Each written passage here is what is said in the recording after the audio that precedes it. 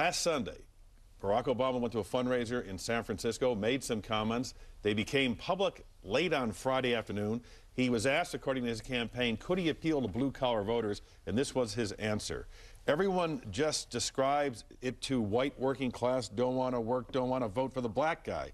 Here's how it is. In a lot of these communities in big industrial states like Ohio and Pennsylvania, people have been beaten down so long, they feel so betrayed by government that when they hear a pitch that is premised on not being cynical about government, then a part of them just doesn't buy it. And when it's delivered by, it's true, when it's delivered by a 46-year-old black man named Barack Obama, then that adds another layer of skepticism. You go into some of those small towns in Pennsylvania, and like a lot of small towns in the Midwest, the jobs have gone now for 25 years. Nothing's replaced them. They fell through the Clinton administration and the Bush administration, and each successive administration has said that somehow these communities are going to regenerate, and they have not. And it's not surprising then they get bitter. They cling to guns or religion or antipathy to people who aren't like them, or anti-immigrant sentiment or anti-trade sentiment as a way to explain their frustrations. Hillary Clinton responded this way. Now, like some of you may have been, I was taken aback by the demeaning remarks Senator Obama made about people in small-town America. Senator Obama's remarks are elitist and they're out of touch.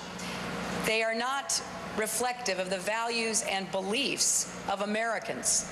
Senator Obama in Indiana sought to clarify his comments this way. So I made this statement. So here's what's rich. Senator Clinton says, well, I don't think people are bitter in Pennsylvania. You know, I think Barack's being condescending. John McCain says, oh, how could he say that? How could he say that people are bitter? You know, he obviously is out of touch with people. Out of touch. Out of touch.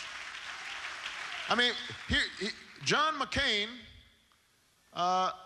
it took him 3 tries to finally figure out that the home foreclosure crisis was a problem and to come up with a plan for it, and he's saying, I'm out of touch?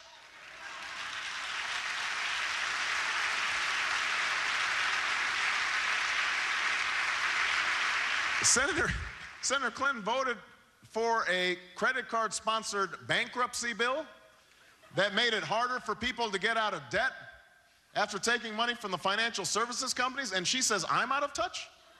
No, I'm in touch. I know exactly what's going on. I know what's going on in Pennsylvania. I know what's going on in Indiana. I know what's going on in Illinois. People are fed up.